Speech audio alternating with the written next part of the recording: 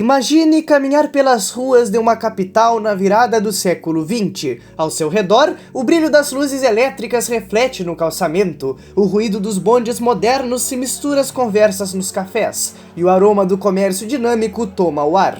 Ao fundo, o apito grave de locomotivas ecoa sem parar, trazendo dos vales e das serras montanhas de calçados, tecidos de lã, vinhos, ferramentas de metal, grãos e carvão, que seguem sob os trilhos em direção às águas da bacia da Lagoa e aos grandes navios do porto marítimo. Este lugar de efervescência e progresso não era uma capital europeia, era o Rio Grande do Sul em seu glorioso apogeu. Tratava-se de um império econômico moldado por um povo cuja ferocidade histórica já havia sido capaz de desafiar a própria coroa imperial, em uma guerra de 10 anos por causa de carne e sal.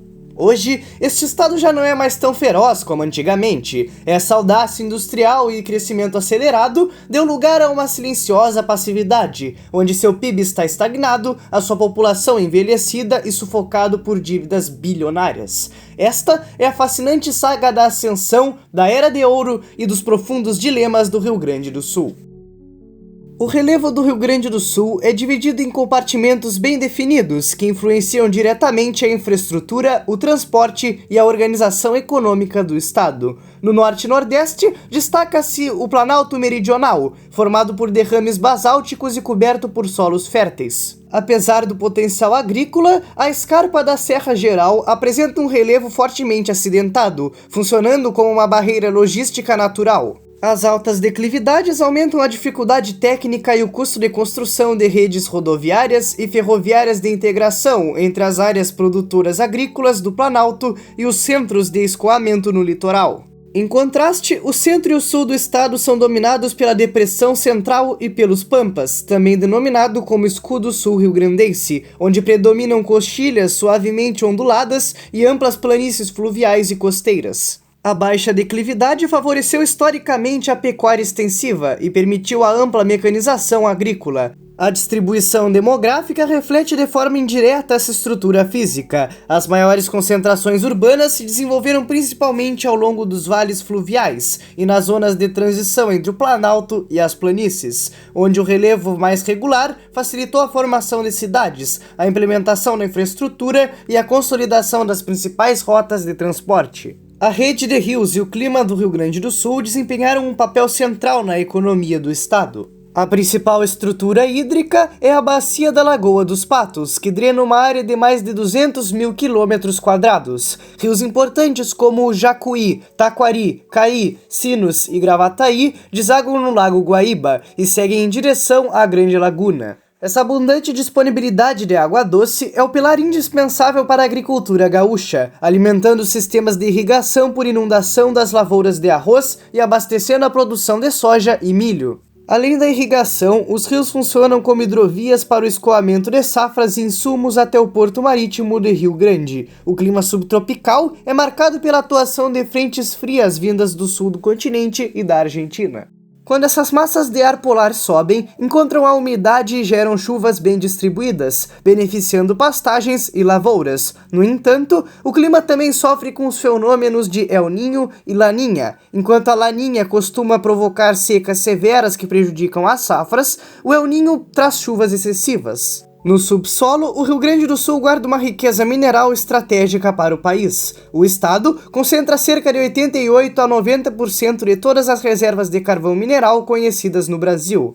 A maior e mais importante reserva é a jazida de Candiota, na região da Campanha, que possui camadas contínuas de carvão localizadas a menos de 50 metros de profundidade. Essa proximidade com a superfície permite a extração a céu aberto, um método mais simples e econômico voltado principalmente para a geração de energia termoelétrica. Outra região mineradora fundamental fica no Baixo Jacuí, englobando os municípios como Minas do Leão, Arroio dos Ratos, Butiá e Cachoeira do Sul. Além do carvão, o estado é a segunda maior província de pedras preciosas do Brasil, destacando-se pela extração mundial de ametistas em Ametista do Sul e de ágata no eixo Lajeado, Soledade e Salto do Jacuí. Essa diversidade natural, somada aos campos abertos dos Pampas, adequados para a criação de gado, compõem o mapa dos recursos nativos que impulsionam o estado.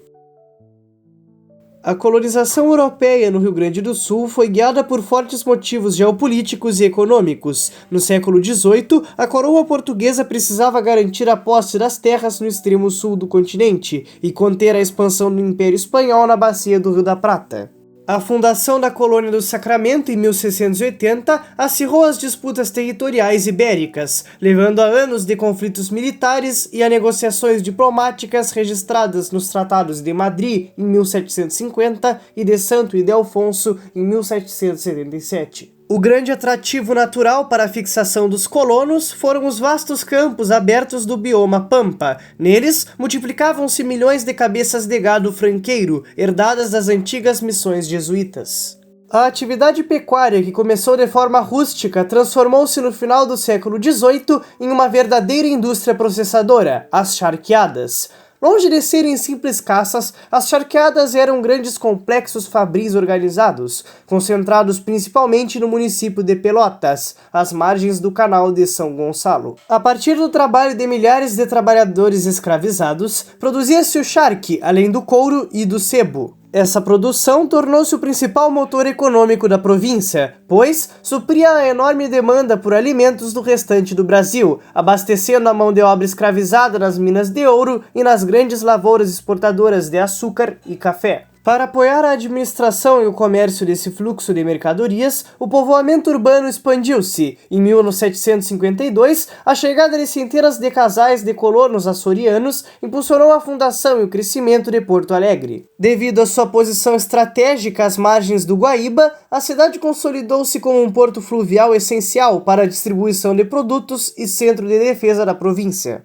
Com a independência do Brasil em 1822, o governo imperial manteve o Rio Grande do Sul como uma fronteira estratégica e iniciou investimentos no povoamento e na diversificação produtiva. Em 1824, o Império promoveu a imigração europeia não ibérica, fundando a primeira colônia alemã em São Leopoldo, no Vale dos Sinos. Diferente do modelo estancieiro das charqueadas, os imigrantes alemães estabeleceram a pequena propriedade familiar e a policultura. Eles produziam milho, feijão, trigo e criavam animais, além de desenvolverem oficinas artesanais que abasteciam os mercados locais. Entre 1822 e 1835, a economia gaúcha tornou-se mais complexa. As charqueadas continuaram sendo a base de arrecadação do estado, enquanto as novas colônias de imigrantes expandiam o mercado interno no norte do território.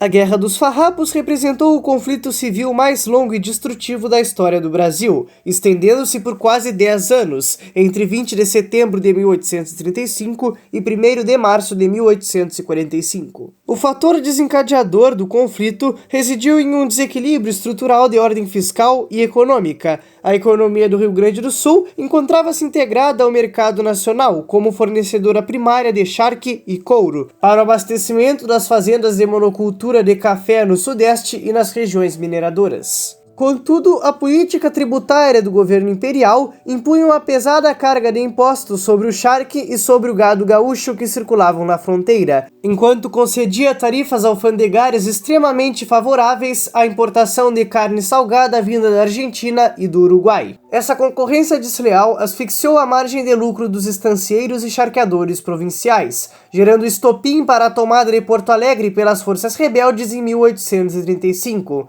e a posterior proclamação da República Rio-Grandense em 11 de setembro de 1836, liderada por Bento Gonçalves. Durante a década de independência, a economia regional sofreu um colapso prolongado. As forças imperiais executaram um bloqueio naval permanente ao porto marítimo de Rio Grande e ocuparam pontos chaves de passagem na fronteira, impedindo a saída regular da produção de charque e provocando o fechamento da maioria dos saleiros no município de Pelotas. Para custear a logística militar, o governo republicano efetuou o confisco sistemático de tropas de gado nas estâncias e recorreu à emissão descontrolada de papel moeda fiduciário sem qualquer lastro metálico ou reserva financeira. Essa injeção de moedas sem qualquer valor real provocou um surto hiperinflacionário, a ruína do comércio local e o desmantelamento das redes de crédito, forçando as populações do interior a adotarem uma economia de subsistência e trocas diretas. A inviabilidade econômica da República e o desgaste das tropas conduziram ao fim do conflito através do Tratado de Poncho Verde, assinado em 1º de março de 1845.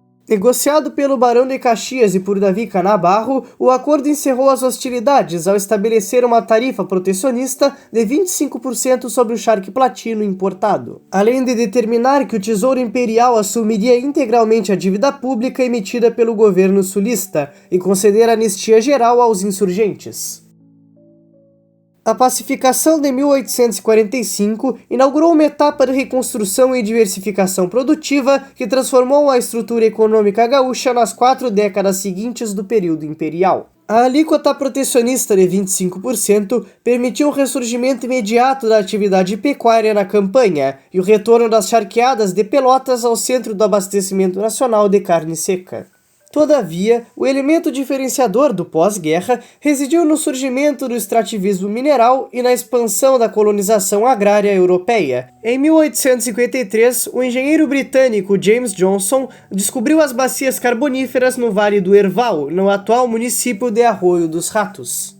Em 1855, teve início a extração comercial de carvão mineral no país, transportado por meio de uma linha férrea pioneira de 12 quilômetros até Jerônimo, e de lá, via hidrovia pelo rio Jacuí até Porto Alegre. Em 1872, o governo imperial autorizou o funcionamento da Imperial Brazilian Company Limited, conhecida como a Inglesa, que trouxe técnicos e maquinário do país de Gales para expandir a exploração de minas e fornecer combustível sólido para as caldeiras dos vapores fluviais, ferrovias e fábricas emergentes. Simultaneamente, a matriz agrícola sofreu uma profunda alteração demográfica e econômica. O modelo de ocupação baseado no minifúndio e na mão de obra familiar, iniciado pelos colonos alemães em São Leopoldo, ganhou novo impulso a partir de 1875, com a criação das colônias italianas na Serra Gaúcha, dando origem aos núcleos urbanos de Caxias do Sul, Bento Gonçalves e Garibaldi.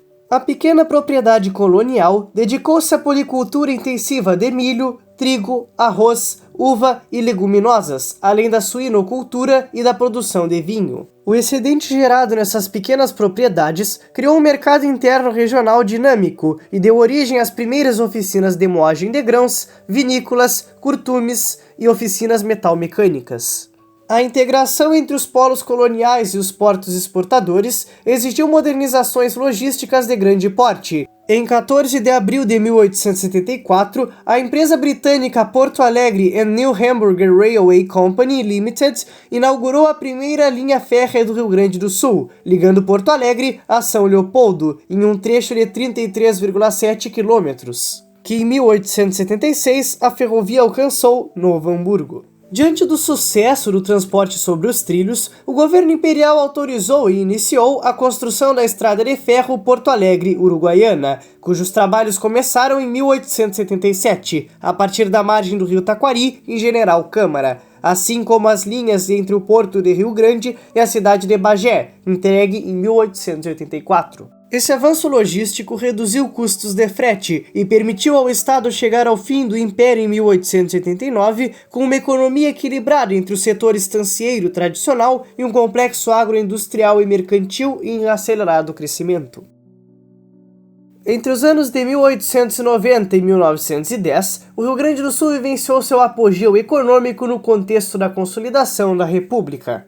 A tradicional indústria do charque em Pelotas passou por uma reestruturação tecnológica sem precedentes, instalando caldeiras a vapor de alta pressão, secadores mecânicos e prensas hidráulicas que permitiram o processamento contínuo do gado e o aproveitamento industrial complexo dos subprodutos, como graxas, sabões, adubos orgânicos, gelatinas e velas. Essa modernização técnica antecedeu a chegada dos grandes frigoríficos industriais do século XX e elevou o volume de carne processada exportada para os centros urbanos do Rio de Janeiro e São Paulo. O motor do auge gaúcho na virada do século foi a expansão articulada da infraestrutura ferroviária e a proliferação das indústrias fabris. A malha ferroviária estendeu-se para o interior produtivo com a abertura do trecho Novo Hamburgo-Taquará, em 15 de agosto de 1903, e a chegada dos trilhos a Caxias do Sul em 1910. As ferrovias conectaram diretamente os vales agrícolas e as colônias industriais da Serra aos portos fluviais da Bacia da Lagoa dos Patos e ao Porto Marítimo de Rio Grande. Nesse ambiente de forte expansão mercantil, surgiram empreendimentos industriais que se converteram em gigantes nacionais. Em Caxias do Sul, a oficina mecânica aberta por Abramo Eberle em 1896 transformou-se em uma grande planta metalúrgica dedicada à cutelaria e à fundição de artesanatos de metal. Em Porto Alegre, as fábricas fundadas por A.J. Renner impulsionaram a produção industrial de vestuário e artigos têxteis de lã em grande escala. Esse surto de industrialização e vitalidade da pequena propriedade rural proporcionaram um padrão de vida singular à população gaúcha, quando comparado ao restante do Brasil. O modelo produtivo diversificado evitou a concentração extrema de terra e renda observada nas regiões dominadas pela monocultura do café ou do açúcar. No meio rural colonial, a policultura garantiu a autonomia alimentar e o poder de compra das famílias de imigrantes, que adquiriram ferramentas, tecidos e itens de consumo nas vilas locais. Nas cidades, os abundantes recursos arrecadados com o comércio e com a indústria financiaram obras de infraestrutura urbana em Porto Alegre, Pelotas e Rio Grande, que foram dotadas de redes de iluminação elétrica, bondes, telefonia, água encanada e esgoto sanitário. A convergência entre acesso à terra, alfabetização difundida nas comunidades coloniais e rápida industrialização conferiu ao Rio Grande do Sul índices de renda per capita, consumo e bem-estar social significativamente superiores à média nacional no início do século XX.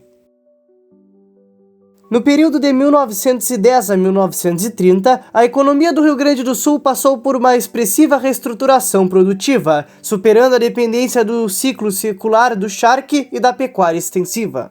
O motor dessa transformação foi a expansão da pequena propriedade agrária nas regiões de colonização alemã e italiana, centrada na agricultura diversificada mercantil. O movimento cooperativista agropastoril emergiu como a principal resposta institucional para mitigar as falhas de mercado, organizando a estocagem, o crédito rural e a comercialização do excedente para o centro do país. No Vale do Rio dos Sinos, os municípios de São Leopoldo, Novo Hamburgo e Campo Bom articularam um polo coureiro calçadista, evoluindo de oficinas artesanais de selaria para plantas fabris mecanizadas de calçados e artefatos de couro. Simultaneamente, na Serra Gaúcha, cidades como Caxias do Sul e Bento Gonçalves vivenciaram uma acelerada verticalização metalúrgica. A necessidade local de equipamentos para vinicultura, tanoaria e manutenção de implementos agrícolas impulsionou a criação de fundições e oficinas de usinagem, que originaram grandes complexos metalmecânicos. Essa dinâmica de integração espacial dependeu criticamente da malha ferroviária estadual. O sistema ferroviário expandiu-se interligando a Serra, o Vale do Caí e o centro do estado aos portos fluviais.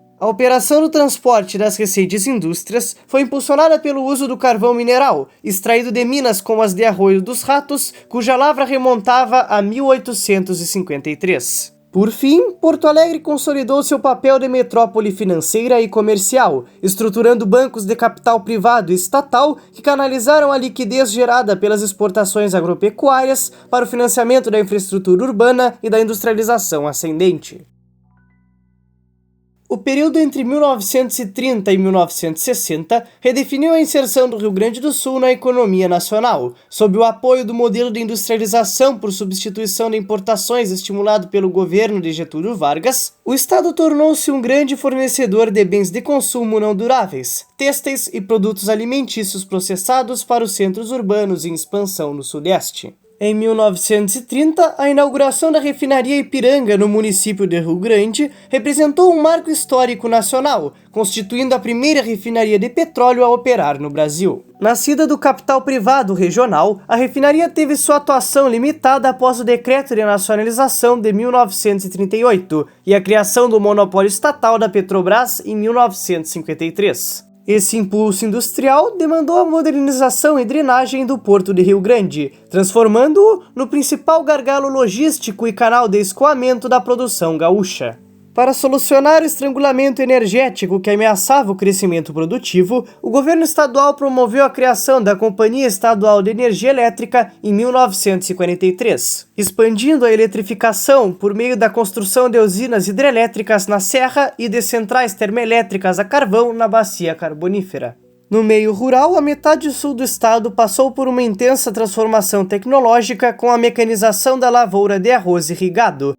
A adoção de bombas de irrigação, tratores pesados e técnicas modernas de manejo converteu a região na principal produtora de arroz do Brasil. Ao atingir o ano de 1960, o Rio Grande do Sul figurava na vanguarda do desenvolvimento socioeconômico brasileiro, exibindo um complexo industrial diversificado, elevada renda per capita e baixas taxas de analfabetismo e indicadores de bem-estar social acima da média nacional.